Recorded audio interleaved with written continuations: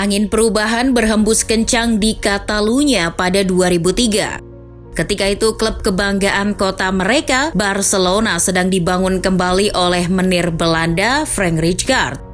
Sebuah pondasi sistem permainan yang bersifat jangka panjang sudah ditanamkan Rijkaard sejak itu. Termasuk benih-benih sistem trio yang dirancang baik gelandang maupun striker. Salah satu yang paling menarik, ikonik dan langgeng tentu adalah embrio trio gelandang mereka, Xavi, Sergio Busquets, dan Iniesta.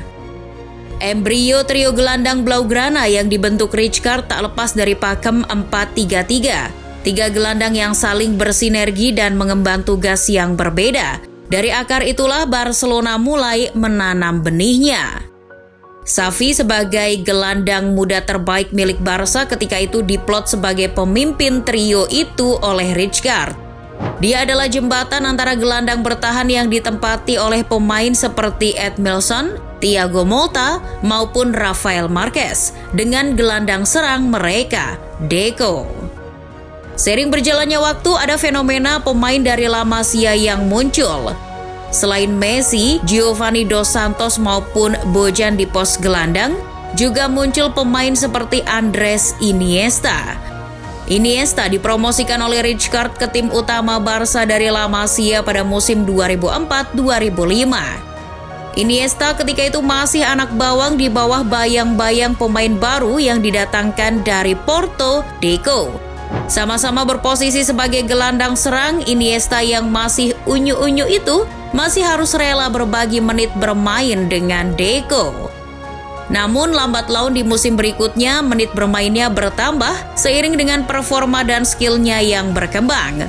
Buktinya 46 laga di seluruh kompetisi sudah ia jalani di musim 2005-2006 meski tak selalu sebagai starter. Masih ingat ketika Iniesta muncul sebagai pemain pengganti di laga final Liga Champions 2005 kala melawan Arsenal. Pemain bernomor punggung 24 itu memberi warna berbeda bagi perubahan permainan Barca di babak kedua, sehingga Barca mampu comeback dan akhirnya juara. Musim berlanjut bersama Rijkaard hingga 2008. Duo Xavi dan Iniesta atau yang sering dikenal dengan Xavista mulai banyak dijodoh-jodohkan sebagai duo gelandang andalan Barca di masa depan. Seiring Deco yang semakin menua dan makin melambat, Iniesta makin berpeluang menjadi suksesor gelandang serang Barca. Iniesta terus berupaya menunjukkan kepada Rijkaard bahwa ia siap menerima tongkat estafet itu. Dan terbukti, Xavi dan Iniesta mampu tumbuh bersama meski ketika itu banyak publik yang menyaksikan duo itu bisa menyatu. Xavi sendiri pernah berbicara bahwa pesimisme publik itu ada.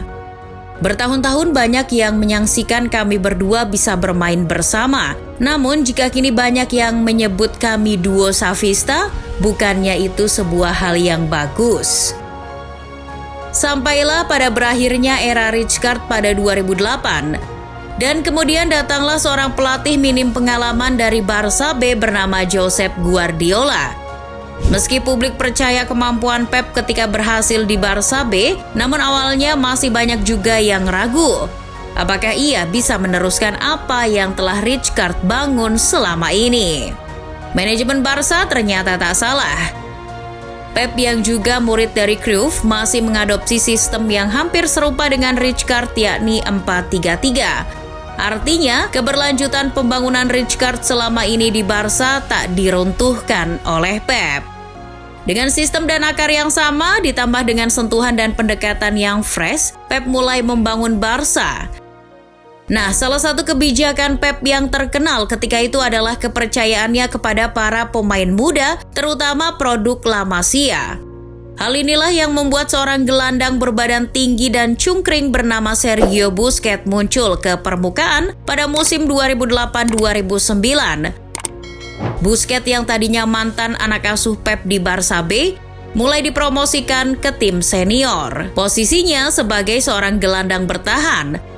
Ketika itu mustahil untuk menggantikan peran bintang mereka Yaya Toure. Namun kepercayaan Pep ketika beberapa kali menempatkan Busquets sebagai starter menggusur Toure mulai menjadi bahan perbincangan. Toure bahkan rela beberapa kali duduk di bangku cadangan demi memberi menit bermain pada pemain bau kencur itu. Masih ingat di final Liga Champions Barcelona versus MU di Roma?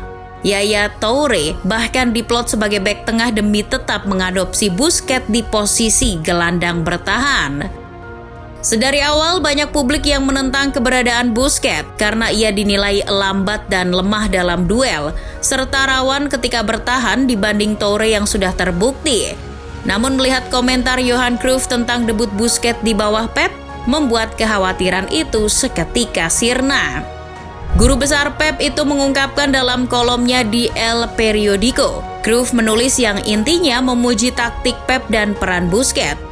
Meski masih muda, namun Cruyff menganggap Busquets secara teknik dan kecerdasan melebihi Yaya Toure. Nah, sejak kepercayaan penuh Barca pada Busquets, embrio trio baru lini tengah Barca pun mulai tercium.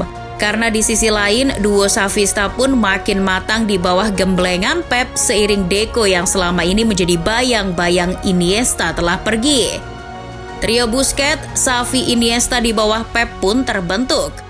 Trio itu ibarat puzzle yang berbeda, namun kalau disatukan akan saling melengkapi.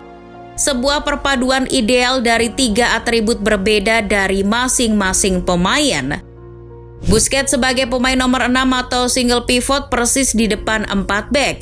Ia lebih berfungsi menyaring serangan, membaca permainan, serta sebagai jembatan transisi dalam menyerang dan bertahan.